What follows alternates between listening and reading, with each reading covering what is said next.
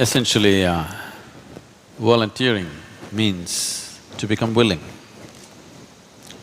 or in other words, to become an absolute yes to life. Most human beings are yes if it's convenient, no when it's not convenient. Yes if it's yielding something, no if it's not yielding something for them. A volunteer means there's only one thing that he's dropped, which is a very significant thing. He's just dropped this one calculation, what can I get?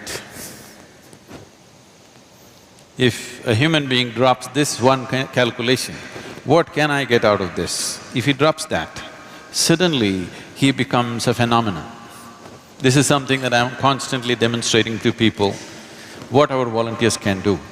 If you look at the Project Green Hands or the rural rejuvenation programs, and just about anything that's been done here, for example, the Dhyanalinga Dome, to tell you what goes into it, the dome is made in such a way, there is no cement, there is no steel, there's no concrete.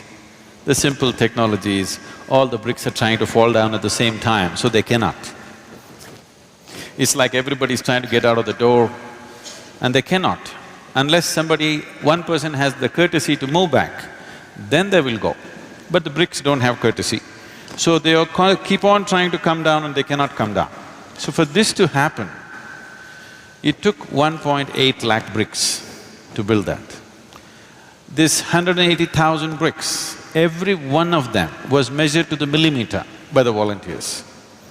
If somebody is little lax, somebody puts a brick which is 2 millimeters less than what it should be, the whole thing may collapse. So I sat down and I spoke to them, this is what it means, this is what I'm placing in your hands. You never handled a brick in your life, but you got to measure like this. And men, women, children sat down day and night, and they measured and they measured and they measured, and they kept these bricks. And now when they keep… it has to be just kept quickly so that it doesn't come down. One circle you have to complete at a time. And today you see that. I'm just saying just one example. Any number of things like this have been done. What is it that fires them?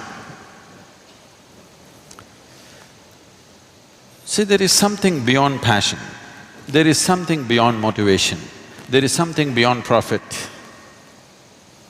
which is very significant for a human being, which generally most human beings never explore.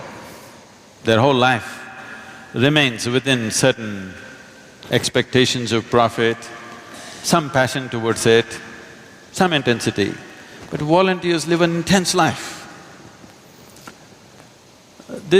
This hall, normally we operate from there, our audio system is from somewhere else, suddenly they set up this whole thing, it's giving us some trouble. It's technology, we are not experts. So through the night people are working, but in the day they are working. When do they sleep? They don't. This is my experience. I'm like this, I'm on at least 22 hours a day, 7 days of the week.